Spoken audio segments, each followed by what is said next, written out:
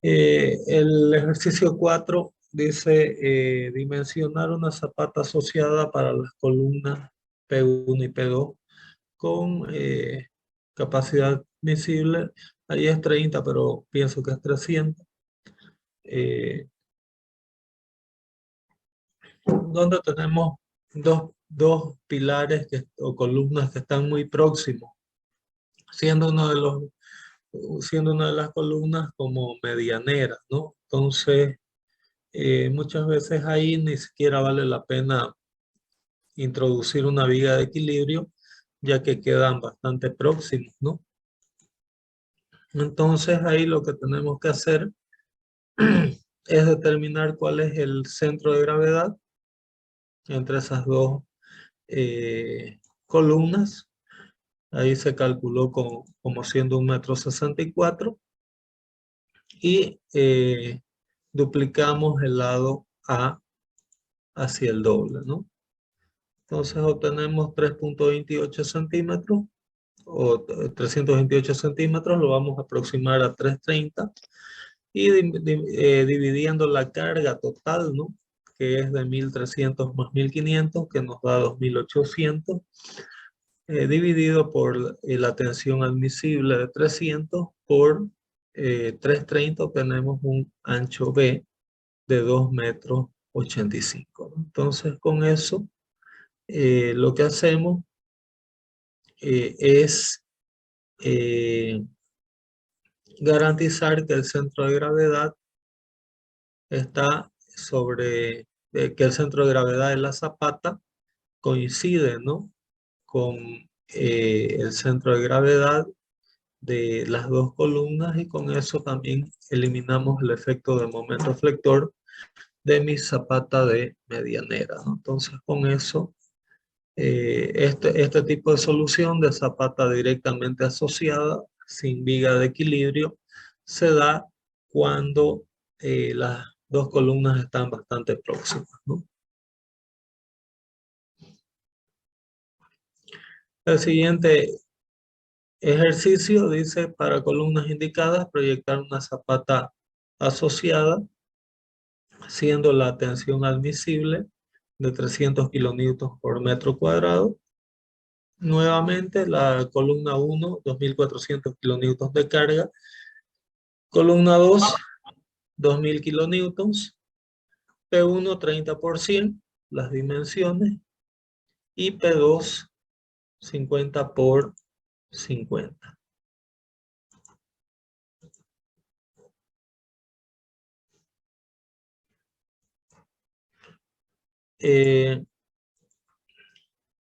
Bueno, entonces, como tengo que Y es el punto de mi centro de gravedad de un punto 22 metros, el área, que sería la carga total de 4.400, que sería 4.400 kilonewtons, dividido por 300, nos da un área de 14,7 metros cuadrados. Y como yo tengo Y, aquí se adopta, ¿no?, que la longitud C sea menor a 3 veces Y, que da 3,66 metros. Vamos a adoptar 3,30 m.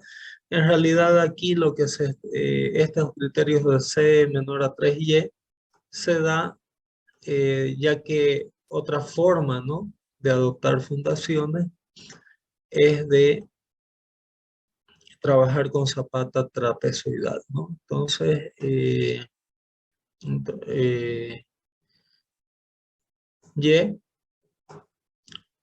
es el punto de gravedad, ¿no?, de esta zapata trapezoidal. Y cuando se da este tipo de solución, cuando, fíjense ustedes aquí, me queda muy complicado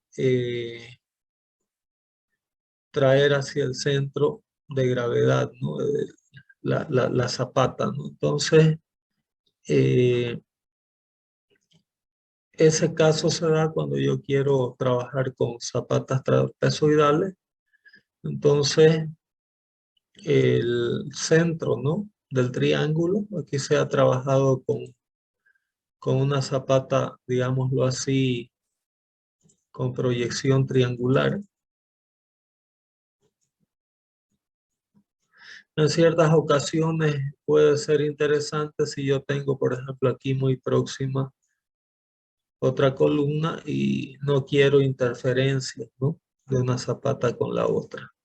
Entonces, esta es la metodología para definir zapatas trapezoidales. Y aquí ese criterio de C es esta distancia aquí, que es aproximadamente menor a 3y. ¿Ok? Y aquí esta A más B es lado mayor y lado menor de la zapata, donde se forma una ecuación para saber el ancho A y el ancho B de mi zapata, de 891 centímetros. Y aquí se arma una ecuación, ¿no?, para obtener tanto el lado A como el lado B, ¿no? Entonces, son situaciones un tanto más raras, pero ahí está la forma, ¿no?, en cómo se dimensionaría una zapata eh, trapezoidal, ¿no? Aquí para verificar, ¿no?, que el ancho BA es el adecuado con la fórmula de Tersay de capacidad admisible, podría trabajarse con un ancho B medio, ¿no?, para verificar esa capacidad de carga admisible.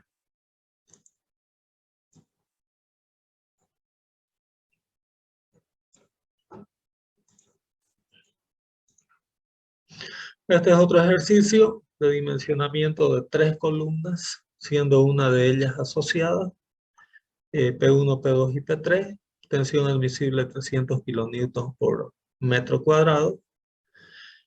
Entonces vamos a eh, diseñar una viga de equilibrio que trabaja con las columnas P2 y P3, ¿no? Entonces lo primero que hay que hacer es verificar cuál es el centro de gravedad de las columnas P2 y P3. Entonces los valores de X y Y para el centro de gravedad resultante, ¿no?, para las columnas P2 y P3 está calculado ahí, esquematizado. Y para estas dos columnas se diseña una zapata asociada que trabaje sirviendo de equilibrio a mi columna P1. Aquí se asume que para la zapata, ¿no?, de P1 vamos a trabajar con una relación de lados, ¿no?, de A igual a 2B. Para eso obtenemos un área de 5.33 metros cuadrados.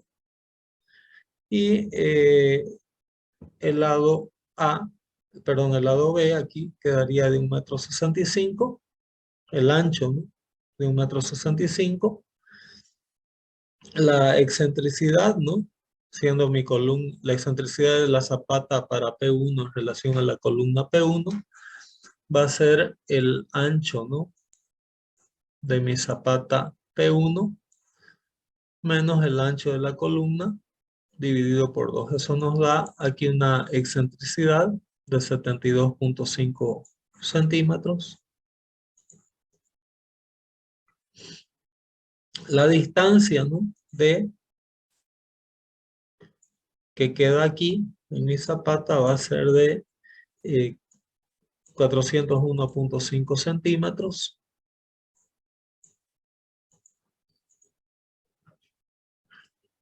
El valor, ¿no?, total de carga que estaría sobre mi primer zapata va a ser 1600 más la carga, ¿no?, de 1600 dividido veces la excentricidad dividido por la distancia entre zapatas, nos da 1889 kilonewtons.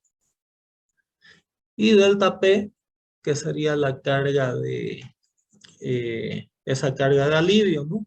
Que está ahí para el cálculo de R1 es de 289 kilonewtons. Y la carga, ¿no? Que estaría actuando sobre la zapata asociada para mis columnas P2 y P3 va a ser la suma, ¿no? De 1600 más 1400, que nos da aquí un valor de 3000, menos delta P medio, que es 289 sobre 2. Entonces, la otra fundación estaría con una carga de 2855 kilonewtons, ¿no? Por lo tanto, el área que yo necesitaría para mi zapata asociada para las columnas P2 y P3 sería la carga de 2855 sobre 300, que nos da 9.51 metros cuadrados.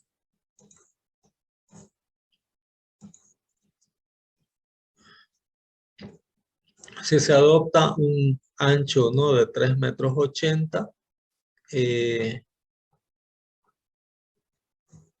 ¿por qué 3,80 metros?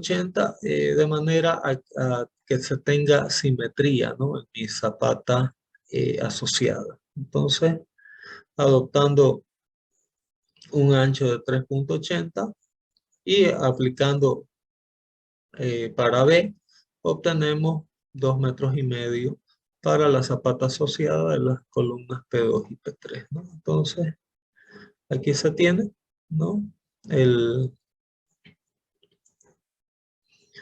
centro de gravedad de mi zapata asociada. Como tuvimos 3,80 del centro de gravedad, proyectamos 1,90 para un lado y 1,90 m para el otro. Y aquí obtenemos con esto mi ancho, ¿no? Por otra parte, aquí se ha adoptado para la otra zapata 1,65 m por 3,80 m, también en base a esa consideración de tensión admisible, considerando la carga de alivio. Y aquí tenemos una zapata de medianera asociada, ¿no?, a una zapata combinada a través de mi viga de equilibrio.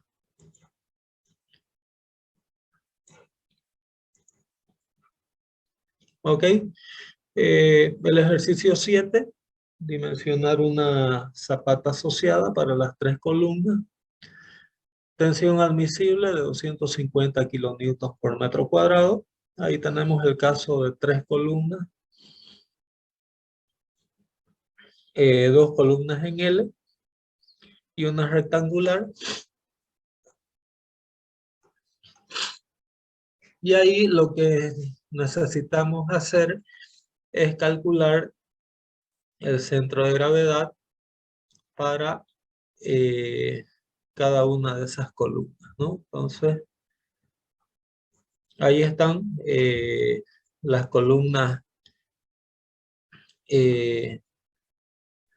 P1, P2 y las columnas P3, que ha sido como que dividida, ¿no?, en dos partes, que sería la parte A y la parte B, ¿no? Entonces están ahí cada una se tiene que hacer la posición de coordenadas en X y Y en relación a este origen, por ejemplo. Y ahí se anotan, cuando tenemos muchas columnas, se anotan las coordenadas en X y Y para cada una de esas columnas.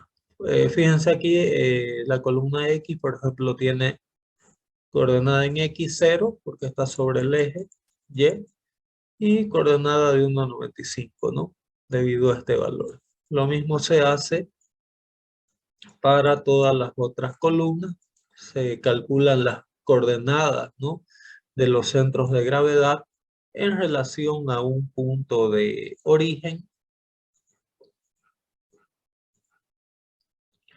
Y ahí se hace la sumatoria de todas las cargas, ¿no? De todas las columnas, igual a 6.300 kilonewtons.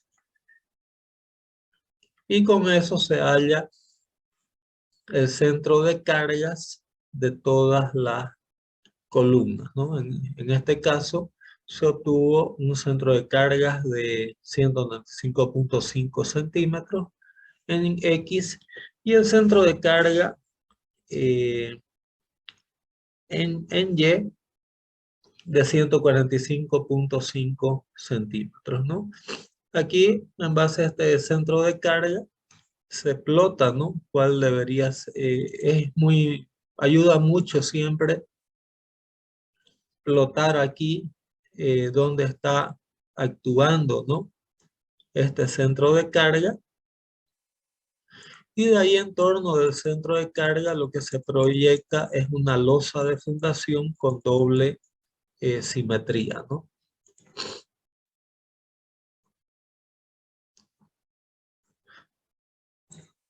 Entonces aquí se adopta una losa de el área necesitada es el área total, ¿no? De 6.300 dividido por la tensión admisible que es 250 kilonewtons por metro cuadrado. Con eso obtenemos un área, ¿no? Una losa con área de 25.2 metros cuadrados. Resuelve, ¿no? Una losa de 505 por 505 con doble simetría alrededor de mi centro de carga, ¿no? Entonces, esta sería la solución de esa losa de fundación para ese conjunto de tres columnas con simetrías que pueden ser un tanto complejas, ¿no? El otro ejercicio, el 8, para una tasa de suelo de 200 kilonewtons por metro cuadrado, dimensionar las zapatas para P1 y P2 que están a 6 metros una entre sí. Entonces, una posible solución es considerar inicialmente, ¿no? Un delta P igual a 0 y calcular cuáles serían eh, los anchos mínimos, ¿no? A través de estas expresiones.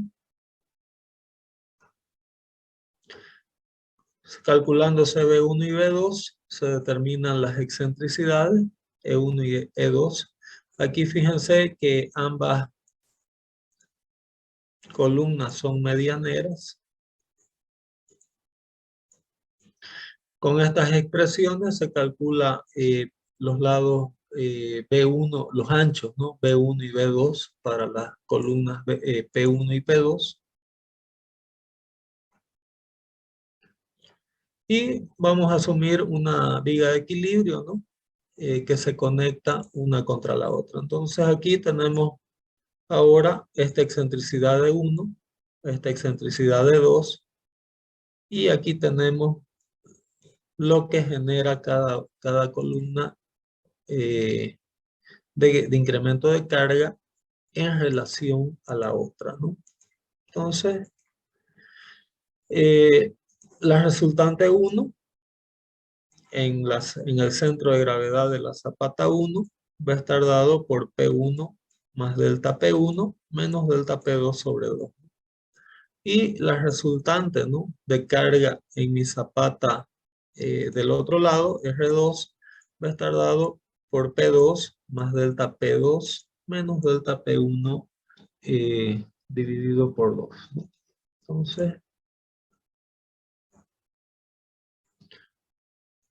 ¿cómo calcular delta P1 y delta P2? Delta P1 sobre 2 va a ser un medio de P1 veces G1 sobre D, que sería el alivio debido a P1 en el centro de la zapata P2, y el alivio debido a P2 en el centro de la zapata P1 sería dado por esa otra expresión, ¿no? En realidad aquí, bueno, yo copié, digamos, directo, pero aquí hay que hacer la corrección de P2, ¿no? Veces G2 sobre D. Bueno, entonces con eso, eh, las reacciones, ¿no? Para el cálculo son estas expresiones. La resistencia en P1. En realidad son estas mismas ecuaciones, pero ya aquí está expresado, ¿no? Delta P1 en función de 1, de 2, etcétera. Entonces, esta es la misma expresión, solo que ya desarrollando el cálculo de delta P1 y de delta P2, ¿no? Para R1 y para R2, ¿no? Entonces aquí son las mismas expresiones aquí de la figura, pero ya desarrollando, ¿no? Lo que es los delta P1 y los delta P2.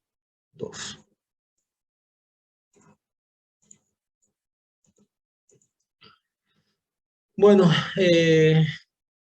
y ahí se calcula, ¿no? En base a esta expresión, cuál sería, eh, asumiendo que A es igual a 2B, se calcula el ancho B1, ¿no? Y el ancho B2 para cada una de estas cargas, ¿no? Para 1000 kilonewtons y para 1200 kilonewtons. Entonces, adoptamos un ancho para la zapata 1 de 1,60 m y para la zapata 2 de 1,75 m. Esta expresión sale de dividir, ¿no? La carga por la presión admisible, asumiendo que A es igual a 2B. Podrían adoptarse otras relaciones, ¿no? Sabiendo el valor de B1 y B2, calculamos los valores de E1 y de E2 de 70 y 72,5 centímetros respectivamente, y con eso calculamos los valores de delta P1 y de delta P2. Entonces, para delta P1 obtenemos un valor de 161,85 kilonewtons, y para delta P2, aquí también nuevamente son errores de typeo, obtenemos un valor de 201,15 kilonewtons. Con eso obtenemos la reacción R1 eh, para la zapata 1 de 1061,3 kilonewtons, para la zapata 2 de 1320,23 kilonewtons, y con esa, teniendo las reacciones, es simplemente calcular cuál sería el largo, ¿no? De esas zapatas, ¿no? Entonces, eh, los largos A1 y A2 serían dados en función de la división, ¿no? Del ancho de la carga total, R1 y R2, dividido por la tensión admisible y por el ancho de cada fundación, ¿no? Con eso obtenemos, ¿no? Para la zapata 1, un lado A de 3,35 metros, para la zapata A2, un largo de 3,80 metros, y ambas que colindan, ¿no? Con vecinos, van a estar unidas por mi viga de equilibrio. ¿Ok? Bueno, he hablado mucho de vigas de equilibrio, ¿no? En estas ecuaciones. Y aquí este ejercicio 9, ¿no? Consiste en que ya se dimensionaron, ¿no? En este ejercicio dos zapatas, una medianera con una centrada. Y aquí tenemos las cargas P1, ¿no? Y P2 que recibe cada viga. Y lo que se quiere es calcular los esfuerzos que va a recibir la viga de equilibrio para poder dimensionarla, ¿no? De acuerdo a los procedimientos de hormigón armado. Entonces, básicamente, los esfuerzos que se desarrollan en la viga de equilibrio pueden ser calculados a través de este esquema, ¿no? De equilibrio estático, donde tenemos una tensión, ¿no? Q', que es la tensión que transmite el pilar y que se calcula como siendo P1, que es la carga, dividido por B0. donde B0 sería mi ancho de pilar, ¿no? En realidad esta es mi carga uniformemente distribuida sobre la viga debido a esa presión del pilar. Y por otro lado, tenemos este valor R1, ¿no? Que ya hemos visto cómo calcularlo, y la carga, ¿no?, de tensión uniformemente distribuida que se da sobre mi fundación sería esa reacción dividido por B, donde B sería donde B sería eh, el largo de mi fundación, ¿no? Bueno, entonces para esas condiciones de equilibrio, aquí está una secuencia de cálculos, ¿no? Donde se indican los valores de A0, B0, que son largo y ancho del pilar. A y B, dimensiones de mi zapata, 3.500 y 1.500 milímetros. P1 sería 1.000 kilonewtons. Y la longitud entre ambas zapatas sería perdón, la longitud que sería la distancia entre mi centro de gravedad de zapata medianera y zapata centrada, que sería de 2,25 metros, ¿no? Entonces ahí simplemente se tiene el detalle del cálculo de la carga que genera el pilar P1, la carga distribuida, ¿no? Generada por la zapata. Aquí tengo cuál es el valor eh, eh, de mi componente R, ¿no? Considerando ese valor de delta P, 1.289 kilonewtons. Y ahí simplemente es diseñar el diagrama de esfuerzos de cuerpo libre, ¿no? Ahí está el detalle del cálculo de delta P que hemos visto. Y aquí están las ecuaciones, ¿no?, de la isostática para calcular, por ejemplo, en la sección 1, que es en esta sección aquí, para calcular cuál sería el momento y el cortante que estarían actuando aquí en esta sección transversal 1, ¿no? Entonces, con el momento y el cortante, yo dimensiono armadura, dimensiono estribos, ¿no? Armadura longitudinal, etcétera, en la sección 1.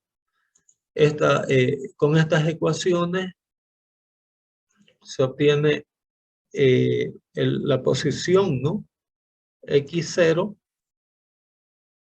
para la cual, que va a ser P1 dividido por Q, para saber cuál es el punto donde ocurre el máximo momento positivo. Con esta expresión se calcula el máximo momento positivo. Y básicamente con este esquema, ¿no?, de equilibrio estático que estoy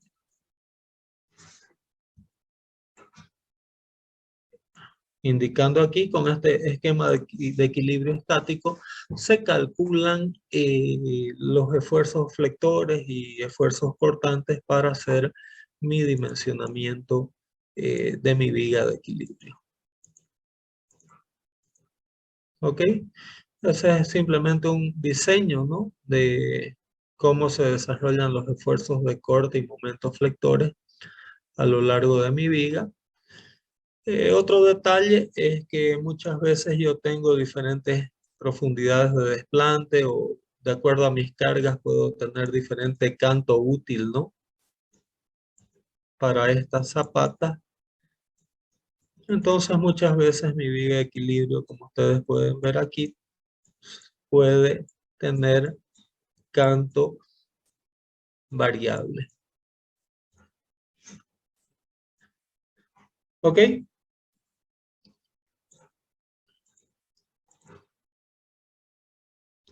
Entonces básicamente con esto estaríamos llegando al final, digamos, de lo más básico, ¿no?, que se tendría que ver en un curso de fundaciones superficiales. Semana que viene vamos a pasar, ¿no?, a la parte de fundaciones profundas.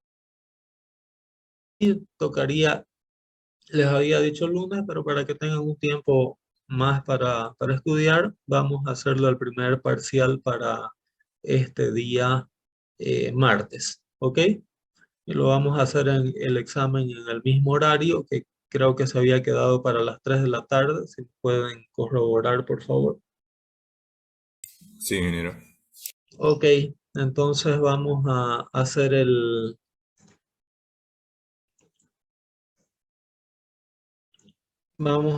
primer parcial el día Recording stopped. a las 3 de la tarde. ¿Ok?